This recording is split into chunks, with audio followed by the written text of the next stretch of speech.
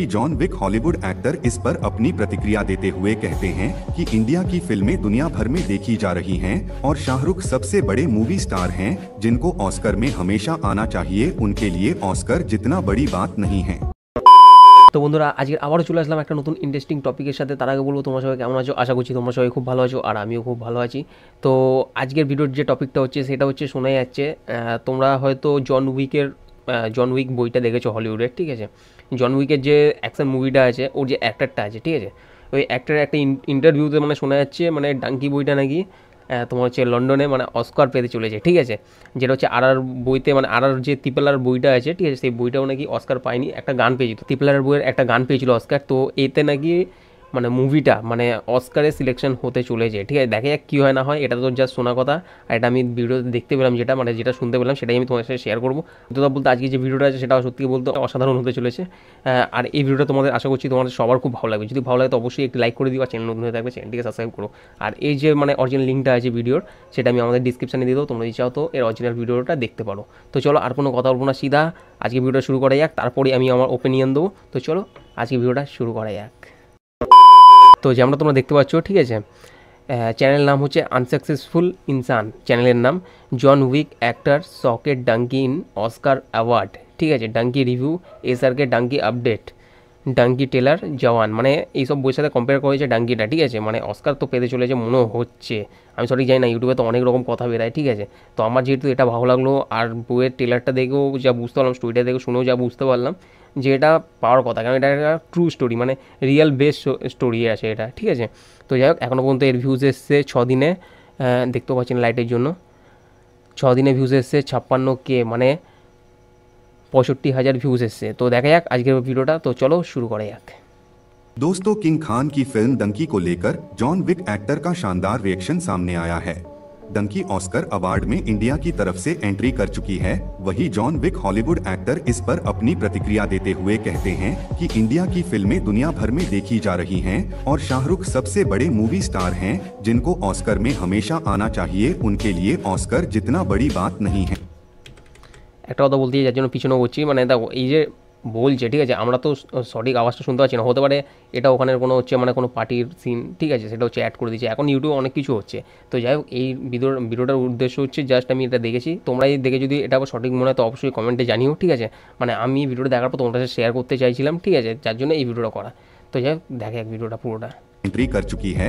वहीं John Wick Hollywood actor इस पर अपनी प्रतिक्रिया देते हुए कहते हैं कि इंडिया की फिल्में दुनिया भर में देखी जा रही हैं और शाहरुख सबसे बड़े मूवी स्टार हैं जिनको ऑस्कर में हमेशा आना चाहिए, उनके लिए ऑस्कर जितना बड़ी बात नहीं है।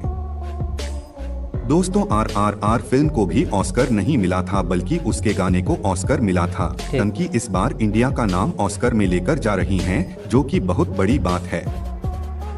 वही दोस्तों, अब हॉलीवुड में डंकी का डंका बज रहा है और शाहरुख खान ऑस्कर जीतकर नया इतिहास। এটা তো একদম অরিজিনাল কথা, ঠিক আছে। ডাঙ্কি বইটা খুবই নাকি চর্চার বিষয়, মানে একটা অসাধারণ বই হয়েছে, তার সাথে সেলারও, ঠিক আছে। দুটোর মধ্যে কম্পিটিশন চলছে, জানি না মানে কোনটা সবচেয়ে বেশি বক্স অফিসে কামাবে। তো দেখা যাক, সেটা তো রেজাল্ট আসলেই মানে এখন যা মানে টোটাল মানে দুনিয়াটাই এখন সোশ্যাল মিডিয়া হয়ে গেছে, আশা করি এটা জানতে পারলে তোমাদের সাথে অবশ্যই শেয়ার করবো, মানে ডাঙ্কি আর সেলারের মধ্যে কে বক্স অফিসে সবচেয়ে বেশি রেকর্ড কামিয়েছে, ঠিক আছে, মানে টাকার দিক দিয়ে। इतिहास रचने वाले हैं। शाहरुख खान ने फिर से साबित कर दिया है कि वो लास्ट सुपरस्टार थे और रहेंगे। वही डंकी अभी रुकी नहीं है, इसका डंका तो बजना शुरू हुआ है। वही डंकी देश भर में धूम मचा रही हैं, लोगों में फिल्म का अलग ही क्रेज है। डंकी हार्डी और उसके 4 दोस्तों की कहानी है जो लंदन जाना चाहते हैं ताकि अपना करियर बना सके, लेकिन लंदन जाते जाते ही उनके हालात खराब हो जाते हैं। वहां जाकर उनको पता चलता है कि अपना देश ही सबसे अच्छा है, लेकिन अब वापस आने के लिए उनको मुश्किलों का सामना करना पड़ता है। डंकी में शाहरुख के अलावा विक्की कौशल, तापसी पन्नू, बोमान ईरानी और विक्रम जैसे बेहतरीन एक्टर हैं। वही दोस्तों, डंकी हर दिन नए नए रिकॉर्ड बना रही हैं और बॉक्स ऑफिस पर ये एक ब्लॉकबस्टर फिल्म नजर आ रही है। दोस्तों, फिल्म की पहले झलक ने ही दिखा दिया है कि शाहरुख खान एक्टिंग के बादशाह है।